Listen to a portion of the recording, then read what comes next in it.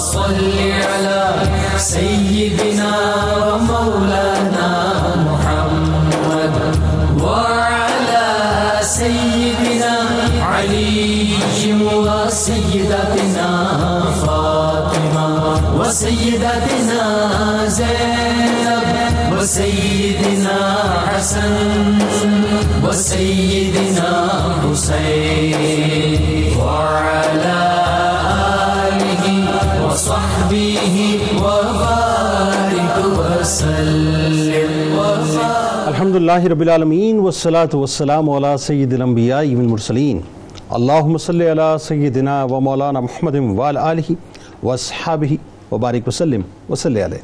دنیا کے تمام دیکھنے والوں کو، تمام چاہنے والوں کو، تمام پیار کرنے والوں کو، اور جہاں جہاں تک اس وقت میری آواز کو سنا اور مجھے دیکھا جا رہا ہے، جنید اقبال کی جانب سے انتہائی محبت کے ساتھ السلام علیکم۔ ایک بار پھر ناظرین، آپ کو پر نور صبح نور کے ساتھ میں دل کی گہرائیوں سے خوش آمدید کہتا ہوں۔ آئیے چلتے ہیں بلا توقف حضرت ابو انیس محمد برکت علی علیہ الرحمہ کی تالیف اسماء النبی الکریم صلی اللہ علیہ وآلہ وسلم سے رسول اللہ صلی اللہ علیہ وآلہ وسلم کا ایک اسم مبارک پڑھنے اور سننے کی سعادت حاصل کرتے ہیں۔ سیدنا العظم صلی اللہ علیہ وآلہ وسلم، ہمارے سردار، تمام عظمتوں کے مالک، درود و سلام بھیجے اللہ آپ صلی اللہ علیہ وآلہ وسلم پر، آپ صلی اللہ علیہ وآلہ وسلم کی آل پاک پر اور صحابہ کرام رضوان اللہ تعالیٰ علیہم اجمعین پر۔ حضرت ابو ہریرہ رضی اللہ تعالیٰ عنہ سے مروی کہ حضور نبی کریم صلی اللہ علیہ وآلہ وسلم نے فرمایا کہ کتنے ہی ایسے لوگ ہیں جو پراگندہ حال ہوتے ہیں اور ان کی اس ظاہری حالت کی وجہ سے انہیں دروازوں کے باہر سے ہی منع کر دیا جاتا ہے، مگر اللہ تعالیٰ کے ہاں ان کا یہ مقام ہوتا ہے کہ اگر وہ کسی معاملے میں اللہ کی قسم کھا لیں تو وہ اسے ضرور پورا فرما دیتا ہے۔ ناظرین کرام، آج ایک ایسی ہی ہستی کا تذکرہ پاک ہے، ایک ایسی ہستی ناظرین کہ خدا تعالیٰ کے ایک ایسے بندے جو یعنی ظاہر ہے جن کو اللہ تبارک و تعالیٰ نے بے انتہا رفتوں سے، بے انتہا سعادتوں سے نوازا، جن کو دنیا سر جھکا کر حضرت خواجہ ابو الحسن خرقانی رحمۃ اللہ علیہ کے نام سے پکارتی ہے۔ آج ان کے غلاموں کے رجسٹر میں انشاءاللہ ہم اپنا نام بھی شامل کروائیں گے۔ بات یہ ناظرین کہ خدا تعالیٰ کے ایسے بندے بھی ہیں جو رات کو تنگ و تاریک کوٹری میں سوتے ہیں، لحاف منہ پر ہوتا ہے تو آسمان کے ستاروں اور چاند کی سیر کو دیکھتے ہیں، بڑی توجہ آپ کی رہے، لوگوں کی اس اطاعت اور گناہ کو دیکھتے ہیں جو فرشتے آسمان پر لے جاتے ہیں، اور لوگوں کے رزقوں کو دیکھتے ہیں جو آسمان سے زمین پر اترتے ہیں، اور ان فرشتوں کو دیکھتے ہیں جو آسمان سے زمین پر آتے ہیں پھر آسمان پر چلے جاتے ہیں، اور آفتاب کو دیکھتے ہیں جو کہ زمین میں گرتا ہے۔ اللہ کے ناظرین، انہی مقرب بندوں میں ایک ہستی، حقیقت و طریقت کا سرچشمہ، فیوز و برکات کا منبع و مخزن، اکابر مشائخ اور اولیاء کرام میں انتہائی ممتاز شخصیت حضرت علی بن احمد جنہیں دنیا ابو الحسن خرقانی رحمۃ اللہ علیہ کے نام سے یاد کرتی ہے۔ ناظرین، یہ وہ مرد کلندر ہیں کہ ابھی پیدائش بھی نہیں ہوئی تھی تو اس وقت کے بڑے بڑے اولیاء کرام پیش گوئیاں کرتے تھے کہ ابھی ایک ایسا نوری شخص آنے والا ہے جس کی قدر و منزلت ہم سے کئی مرتبہ زیادہ ہوگی۔ حضرت بایزید بسطامی رحمۃ اللہ علیہ جو اپنے وقت کے تمام اولیاء کرام میں انتہائی نمایاں، اور آپ کے متعلق یعنی جن کے متعلق حضرت جنید بغدادی رحمۃ اللہ علیہ کا قول مبارک ہے کہ حضرت بایزید بسطامی رحمۃ اللہ علیہ کو اولیاء کرام میں وہی اعزاز حاصل ہے جو حضرت جبرائیل علیہ السلام کو ملائکہ میں ہے، اور مقام توحید میں تمام بزرگوں کی انتہا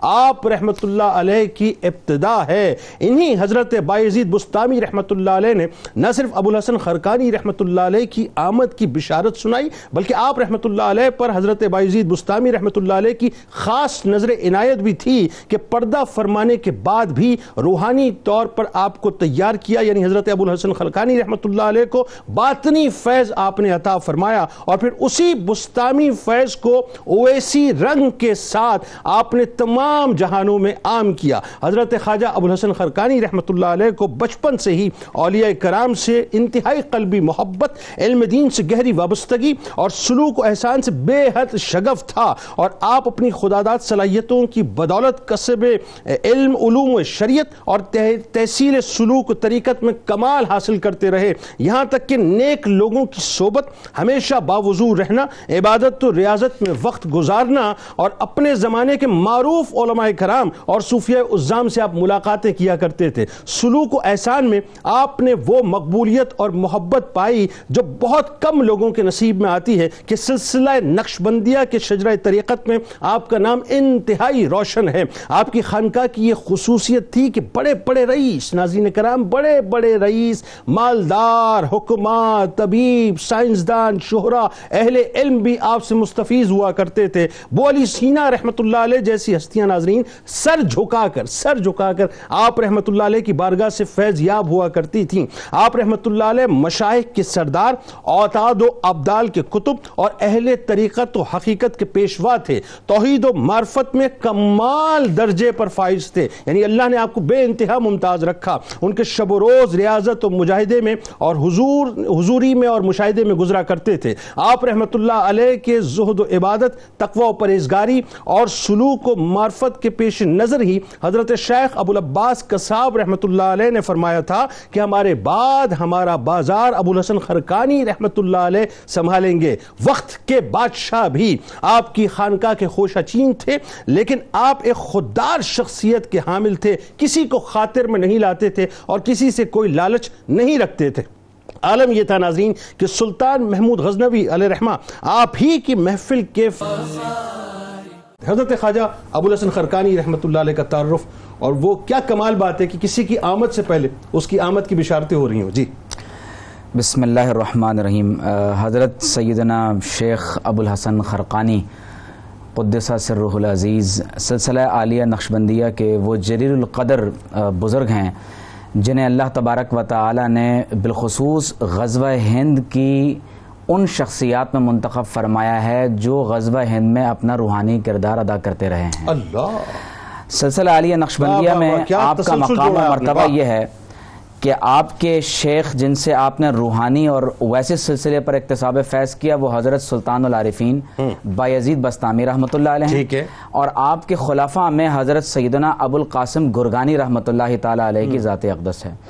اور خصوصی طور پر یہ وہ دور ہے کہ 352 ہجری میں جب آپ کی ولادت ہوتی ہے، یہ وہ عہد ہے کہ جس میں دولت عباسیہ کا مرکز ہے بغداد، اور اس عہد میں مسلمان اپنی اعلیٰ ترین مادی اور دنیاوی ترقی کی طرف بھی آگے بڑھتے چلے جا رہے ہیں، اور اس عہد میں روحانی اعتبار سے بھی ایسی عظیم المرتبہ شخصیات موجود ہیں کہ جن کے نور سے پوری دنیا روشن ہوتی چلی جا رہی ہے.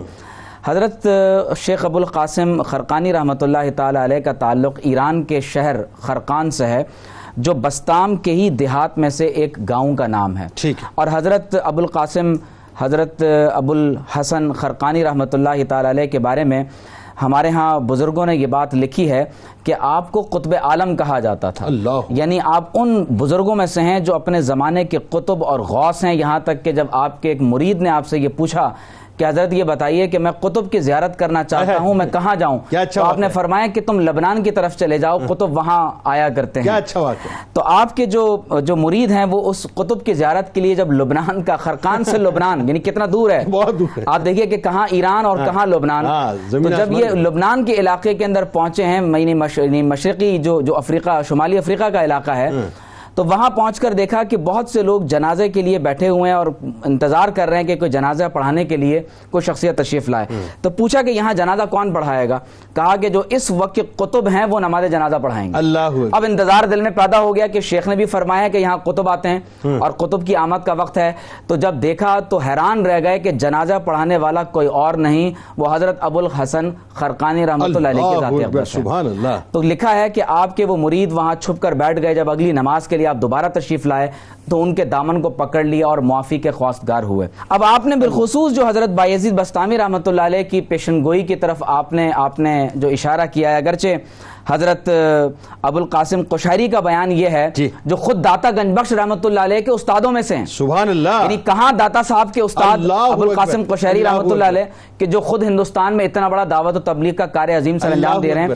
آپ فرماتے ہیں کہ جب حضرت پیر خرقانی کو میں نے پڑھا ہے، ان سے استفادہ کیا ہے، تو فرمایا کہ میری ساری فصاحت و عبارت جاتی رہی اور مجھے ایسا محسوس ہوا کہ حضرت کی موجودگی میں میری ولایت بھی وہ مجھ سے واپس لے لی گئی ہے. یعنی یہ اولیاء کا مقام و مرتبہ، بے انتہا روب تھا، بے انتہا روب. تو حضرت سلطان العارفین علیہ رحمہ ہر سال آپ کے خطے سے گزرا کرتے تھے.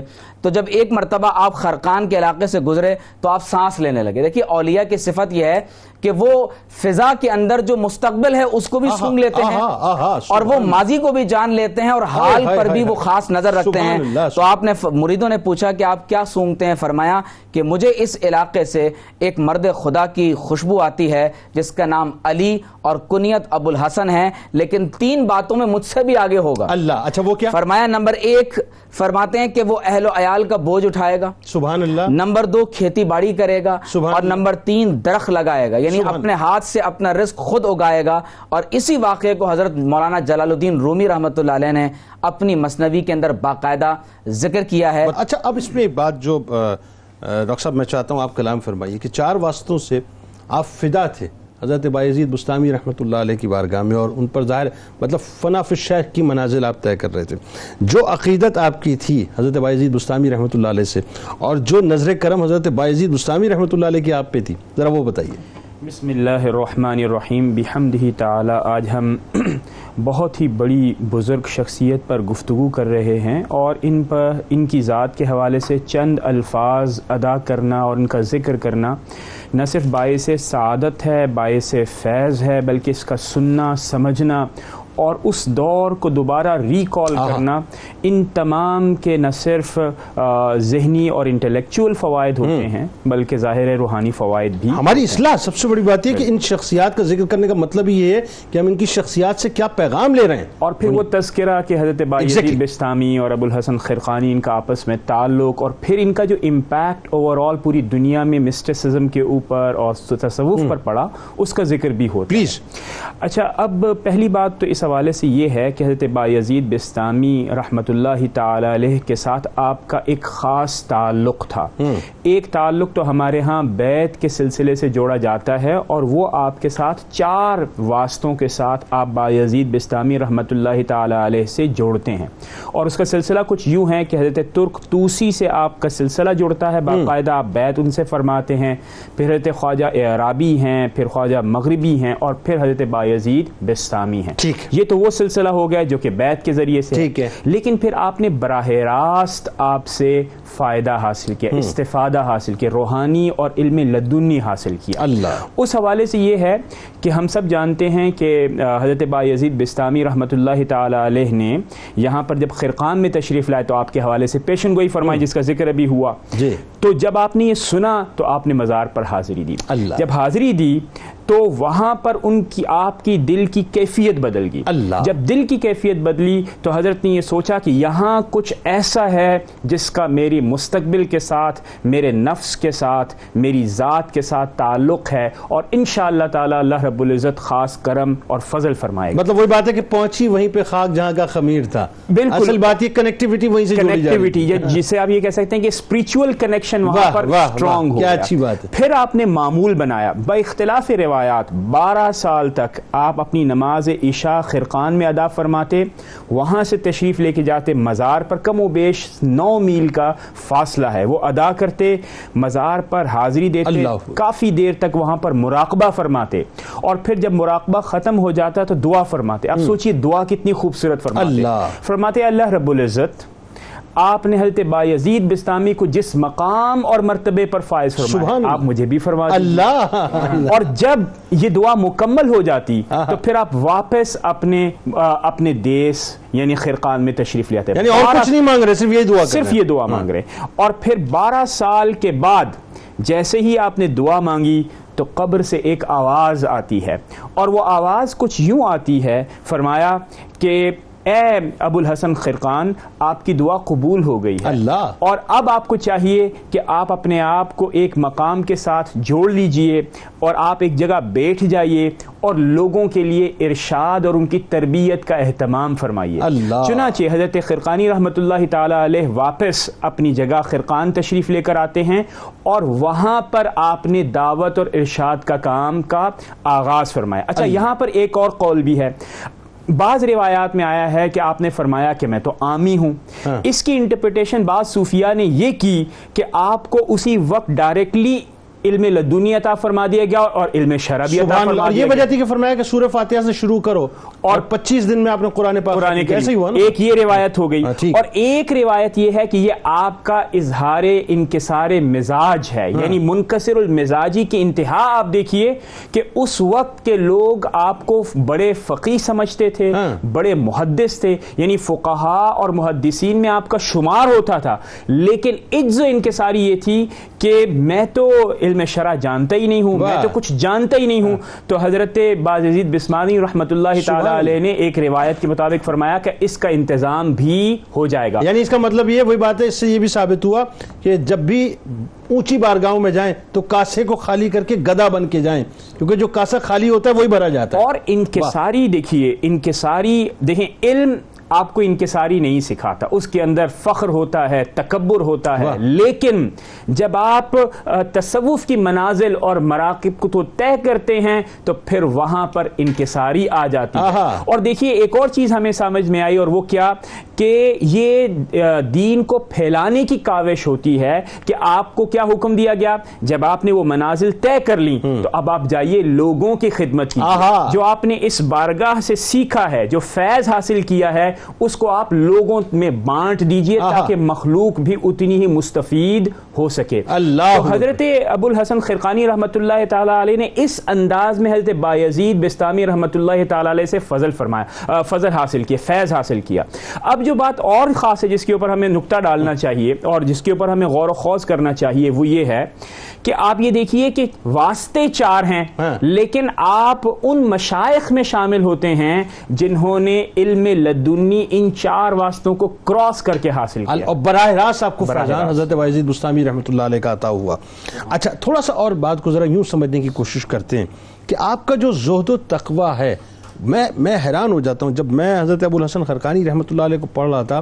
یعنی آپ اندازہ کیجئے کہ یہ کیسے ممکن ہے کہ 40 برس تک ایک شخص ٹھنڈا پانی نہ پیے, 40 برس تک نفس اس حد تک جو ہے نفس کو جو ہے وہ اپنے یہ سمجھ لیجئے کہ بار بار بتلایا جائے کہ تیری کوئی اوقات حیثیت نہیں کہ کھٹی لسی تک جو ہے وہ حلق سے نہ اتارے. کیا کمال زہد و تقوی, جی بتائیے. بسم اللہ الرحمن الرحیم, اللہم صلی علی محمد وعلی آل محمد وبارک وسلم. و شکریہ جنید بھائی. اہل اللہ میں ہمیں یہ قدر مشترک جو چیز نظر آتی ہے کہ انتہا درجے کی عبادت اور زہد و تقوی ہر اللہ کے ولی میں ہمیں یہ نظر آتا ہے, اور قرآن کریم نے ان کی نشانی اور ان کی علامت ہی یہ بیان فرمائی کہ تتجافى جنوبهم عن المضاجع, کہ ان کی کروٹیں, ان کے پہلو بستر سے جدا رہتے ہیں. وہ رات کو آرام کر کے اپنی راتیں نہیں گزارتے, بلکہ پوری رات اللہ رب العالمین کی عبادت میں, بندگی میں اور عبادات میں اللہ رب العالمین کی وہ صرف کر دیتے ہیں. قرآن کریم میں ایک اور مقام پر فرمایا کہ والذین یبیتون لربہم سجدا وقیاما, کہ پوری رات وہ سجدے کی حالت میں, قیام کی حالت میں, رکوع کی حالت میں, اس کیفیت میں وہ گزار دیتے ہیں. تو اہل اللہ میں ہمیں, اور بالخصوص حضرت ابو الحسن خرقانی علیہ رحمہ, آپ کی شخصیت اور آپ کی سیرت طیبہ کا اگر مطالعہ کیا جائے تو 40 سال اور بعض روایتوں میں پوری زندگی بلوغت سے لے کر وصال تک پوری زندگی میں آپ کی راتوں کا یہ معمول تھا کہ مستقلاً اللہ رب العالمین کی عبادت ہے. اور بلکہ 40 سال تک جو مستقل ایک تسلسل بیان کیا جاتا ہے, تو 40 سال جب مکمل ہوتے ہیں تو ایک مرتبہ آپ اپنے ایک مرید خاص سے فرماتے ہیں کہ تکیہ لاؤ, میں آرام کرنا چاہتا ہوں. تو عرض کیا کہ حضور آج تک تو آپ کو رات میں آرام کرتے ہو نہیں دیکھا, آج وجہ کیا ہے, آج کیا کیفیت ہے کہ آپ آرام فرمانے جا رہے ہیں؟ تو آپ نے فرمایا کہ آج میں نے اللہ رب العالمین کا استغنا اور اللہ رب العالمین کو جو بے نیازی کی جو صفت ہے اس کو میں نے ملاحظہ کر لیا. یعنی وہ اتنی عبادت, زہد, تقوی, پرہیزگاری, خوف خدا, خشیت الہی کے باوجود عبادات سے غافل نہیں ہوتے, پوری رات اللہ رب العالمین کی عبادت میں صرف کر دیتے. اور اس کیفیت میں جس طرح آپ نے فرمایا کہ وہ اتنا عرصہ دراز تک وہ ٹھنڈا پانی آپ نوش نہیں فرماتے, لسی نوش نہیں فرماتے کہ نفس کو کسی طرح زیر کیا جائے, نفس کی شرارتوں کو, اور نفس کو اتنا پنپنے نہ دیا جائے, اتنا مضبوط نہ کیا جائے کہ پھر اس کی خواہشات کے آگے انسان مجبور ہو جائے. بالکل ٹھیک. اور اہل اللہ کا طریقہ یہی ہے. پھر دنیا داری سے آپ نے بالکل قطع تعلق اختیار کر لی. دنیاوی جو منافع ہیں, مال و دولت ہے اور جاؤ حشم ہے, باوجود اس کے کہ بادشاہان وقت آپ کے دربار پر اپنی جبین نیاز کو ٹیکتے ہیں, اس کے باوجود آپ کا مقام یہ ہے کہ انتہائی عاجزی, انکساری کا معاملہ فرماتے ہیں. ایک مرتبہ آپ کھیتی باڑی فرما رہے ہیں, آپ نے جب پہلی مرتبہ اپنی کدال اس پہ زمین پہ ماری تو وہاں سے چاندی نکلی, پھر دوسری آپ نے پھر اس کو دبا دیا, پھر دوسری مرتبہ وہاں سے سونا نکلا, پھر آپ نے اس کو دبا دیا, تیسری مرتبہ پھر وہاں سے ہیرے جواہرات نکلے, آپ نے پھر اس کو دبا دیا.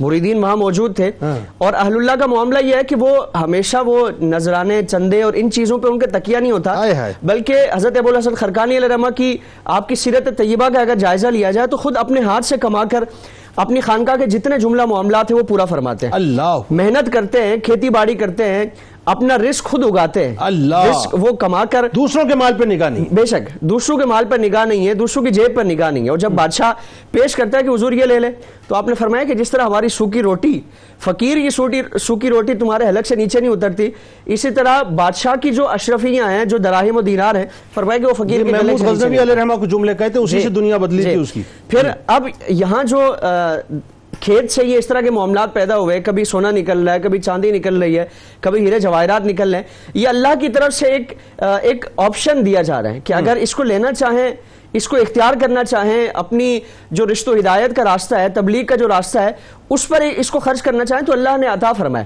ٹھیک, لیکن اپنے طور پر اپنی محنت سے, اپنی کمائی سے یہ سارے معاملات کیے جاتے ہیں. مریدین عرض کرتے ہیں کہ حضور آپ لے لیتے, تو آپ نے فرمایا کہ ابو الحسن ان اب جو بات ہے وہ بڑی اہم بات ہے, اور یہ تاریخی پرسپیکٹو میں اس کی کلیئرٹی بہت ضروری ہے, کیونکہ آج آپ کو پتہ ہے خاص طور پہ جب محمد بن قاسم کی بات ہوتی ہے معاذ اللہ, تو ان پر جو ہے وہ طعن و تشنیع ہوتی ہے. محمود غزنوی علیہ رحمہ کی بات ہوتی ہے تو ہماری تاریخ کو پورا مسخ کرنے کی ایک پلانٹڈ جو ہے وہ ایک سوچ کے ساتھ یہ کام کیا جاتا ہے کہ مسخ کیا جائے. میرا ماننا یہ ہے کہ یہ باقاعدہ, جیسے کہ آپ یوں دیکھ لیجئے نا کہ اگر مثال کے طور پہ ابو الحسن خرقانی رحمۃ اللہ علیہ کی بات کریں تو آپ بنیادی طور پہ پیچھے کھڑے ہوئے محمود غزنوی علیہ رحمہ کے, اس کے بعد آپ شہاب الدین غوری علیہ رحمہ کی بات کریں تو شہاب الدین غوری علیہ رحمہ کے پیچھے خواجہ معین الدین چشتی علیہ رحمہ کھڑے, پرتھوی راج چوہان کے سامنے جو سارا معاملہ ہوا. تو ذرا بتائیے صاحب کہ یہ جو فیض حاصل کیا محمود غزنوی نے وہ کس سے حاصل کیا؟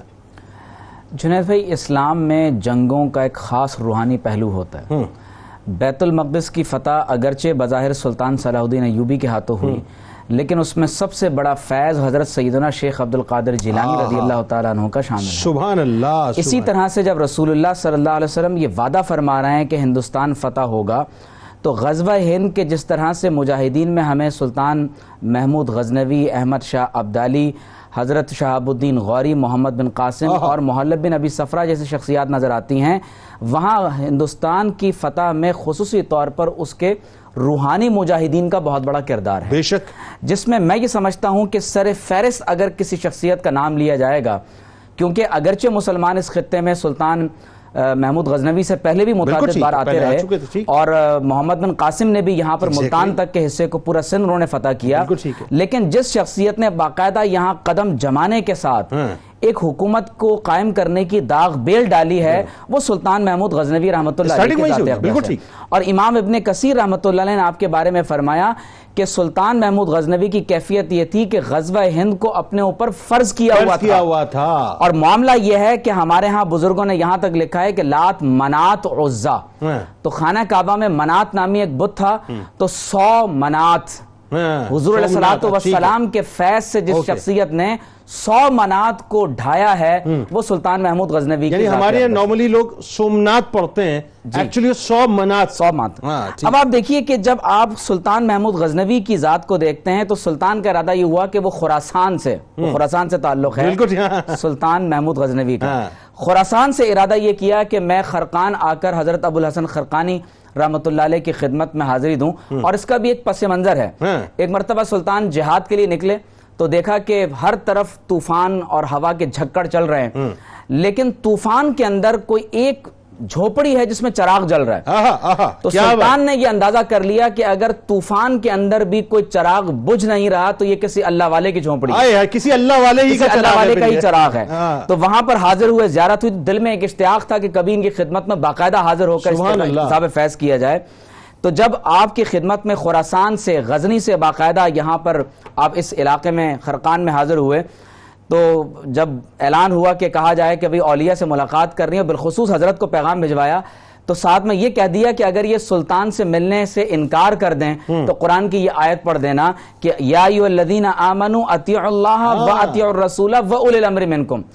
تو جب یہ آیت آپ کے سامنے تلاوت کی گئی تو آپ نے فرمایا ابھی میں اللہ اور اس کے رسول علیہ السلام کی اطاعت سے فارغ ہی نہیں ہوا کہ بادشاہ کی اطاعت کی طرف متوجہ. کیا بات ہے. تو بادشاہ بہت شرمندہ ہوا، آپ کی خدمت اقدس میں حاضر ہو. بڑا طویل واقعہ ہے لیکن میں اس کا جو کرسٹ ہے وہ بیان کرنا چاہتا ہوں. جب آپ سلطان آپ کی خدمت میں حاضر ہوا ہے تو سلطان محمود غزنوی کو جو آپ نے نصیحت فرمائی ہے وہ قابل توجہ ہے. اور وہ میرے خیال ہے آج کے دور کے لیے بھی بڑی ریلیونٹ ہے، آج کے دور کے ہر حکمران کے لیے ریلیونٹ ہے. فرمایا کہ اے سلطان 4 چیزوں کو اختیار کر لینا. فرمایا نمبر 1 پرہیزگاری اور تقوی، نمبر 2 با جماعت نماز، نمبر 3 سخاوت، اور نمبر 4 اللہ تبارک و تعالیٰ کی مخلوق پر رحم اور شفقت کرنا. قابل توجہ بات یہ ہے کہ جس کی طرف مفتی صاحب نے بھی اشارہ کیا کہ جب بادشاہ نے آپ کو سونے کے سکے دینا چاہے، آج کے دور میں ہم نے صوفیہ کا لبادہ تو اڑا ہوا ہے لیکن ابو الحسن خرقانی کے خرقے کی ایک ہمیں رمق بھی عطا نہیں ہوئی. اللہ نظر و نیاز پہ ہماری نگاہ رہتی ہے. تو آپ نے فرمایا کہ لوگ یہ ہماری جو کی روٹی کھاؤ جو غذام کھاتے ہیں. سلطان کے حلق سے جب وہ نیچے نہیں اتری تو فرمایا تمہارا گلا پکڑتی ہے. فرمایا اسی طرح تمہاری اشرفیاں بھی ہمارا گلا پکڑتی ہیں. سلطان نے کہا کوئی یادگار عطا کر دیں. آپ نے اپنا خرقہ اتار کے عطا فرمایا. اللہ اکبر. اب آپ جنید بھائی توجہ کیجئے گا کہ حضور علیہ السلام کی جو حدیث آپ نے پڑھی ہے کہ ان من عباد اللہ من لو اقسم علی اللہ لابرہ، کہ اللہ کے کچھ بندے ایسے بھی ہوتے ہیں کہ اگر اللہ کی ذات پر قسم اٹھا لیں اللہ تعالیٰ ان کی بات کو کبھی ٹالتا نہیں ہے، پورا فرما دیتا ہے. تو سلطان نے آپ کا خرقہ لیا، بوسہ لیا اور جہاد پر تشریف لے گئے. 17 حملے کیے تھے لیکن ہندوستان فتح نہیں ہوا. 17 حملے ہو چکے تھے، سومناتھ فتح نہیں ہوا. جب ایک موقع ایسا آیا کہ سلطان کی فوجیں ہر طرف سے نرغے میں آ گئیں کیونکہ سومناتھ کا مندر اور غزنی کا فاصلہ بہت طویل ہے. پیچھے سے رسد ختم ہو چکی ہے، بالکل ٹھیک ہے، اور سلطان کے پاس بہت طویل عرصے کا محاصرہ ہے، پاس ان کے پاس رسد نہیں. اس وقت خیال پیدا ہوا تو آپ نے حضرت ابو الحسن خرقانی رحمۃ اللہ علیہ کا خرقہ اور کرتا باہر نکالا اور کہا کہ اے رب کریم اس خرقے کی دعا برکت سے وسیلے سے تجھ سے دعا کرتا ہوں کہ ان کافروں پر مجھے فتح عطا فرما. یہاں سے جو مال غنیمت ملے گا درویشوں میں خرچ کر دوں گا. حضرت ابو القاسم فرشتہ جو ہے اس حوالے سے اپنی تاریخ میں آپ فرماتے ہیں، تاریخ فرشتہ میں، کہ اللہ تعالیٰ کی مدد و نصرت آئی، ہواؤں کا رخ تبدیل ہو گیا اور لشکر اسلام کو فتح نصیب ہوئی. تو اسی رات سلطان کو خواب میں ابو الحسن خرقانی کی زیارت ہوئی. فرمایا تم نے ہمارے خرقے کی قدر نہیں کی، اگر تم یہ دعا کرتے کہ رب کریم فتح بھی عطا فرما اور کافروں کو مسلمان بھی کر دے تو اللہ تعالیٰ ان کو مسلمان بھی کر دیتا. اللہ. اور یہ عین حدیث کے مطابق دعا آخر میں جو دی جب بعد میں حاضر ہوئے خدمت، وہ بھی کہ خدا تمہیں بھی محمود کر دے دنیا اور آخرت میں. اور یقین جانے کہ یہ عین حدیث کے مطابق ہے کہ حضور علیہ السلام نے فرمایا ہم القوم لا یشقى بهم جلیسہم، ان اولیاء کے ساتھ بیٹھنے والا کبھی بدبخت نہیں ہوا. تو اس کا مطلب یہ جو ڈکیت کہتے ہیں وہ ایکچولی تاریخ کے ساتھ ڈکیتی، تاریخ کو مسخ کرنا ہے، تاریخ کے ساتھ ڈکیتی کر رہے ہیں نا، تاریخ کے ساتھ زیادتی ہے، تاریخ کو مسخ کرنا ہے. سلطان نے تو غزوہ ہند کی نیت سے یہاں پر آنے کا اصل بات، اور یہ تسلسل ہے، تسلسل ظاہر ہے، بالکل ہے، بالکل ٹھیک ہے. اچھا اب اس میں ابو الحسن خرقانی رحمۃ اللہ علیہ جیسی شخصیت ظاہر ہے جن کو اللہ نے وہ مقام اور مرتبہ دیا کہ بیٹھے ایک جھوپڑی کے اندر ہیں اور بیٹھ کے رول کر رہے ہیں وہ ہندوستان میں، بیٹھ کے رول کر رہے ہیں وہ خراسان میں. یعنی دیکھیے کیا اللہ نے مقام اور مرتبہ دیا ہے. ساتھ ساتھ جو عملی طور پہ آپ کی تعلیمات اور تعلیمات کے بارے میں میرا عموماً ماننا یہ ہو، جیسے مولا کائنات کا قول مبارک ہے نا کہ تم کلام کرو تاکہ پہچانے جاؤ، تو آپ کے جو اقوال ہیں وہ ایسے ہیں جو آپ کی پہچان کراتے ہیں. ذرا وہ لوگوں کو بتائیے. بسم اللہ الرحمن الرحیم. جنید بھائی آپ نے بہت خوبصورت انداز میں بیان فرمایا کہ آپ کے اقوال لوگوں کی نہ صرف تعلیم و تربیت کا ذریعہ بنے بلکہ بڑے بڑے صوفیاء اور بزرگوں نے آپ کے اقوال کو اپنے تالیفات میں جمع کیا اور وہ آج بھی لوگوں کے لیے روشنی کا سبحان اللہ. سب سے پہلے تو میں آپ کی توجہ اور ناظرین کی توجہ چاہوں گا کہ آپ کی خانقاہ پر کیا لکھا ہوا ہے. وہاں پر یہ لکھا ہوا ہے کہ جو شخص یہاں پر حاضری دے، ٹھیک ہے، اسے کھانا پیش کیا جائے.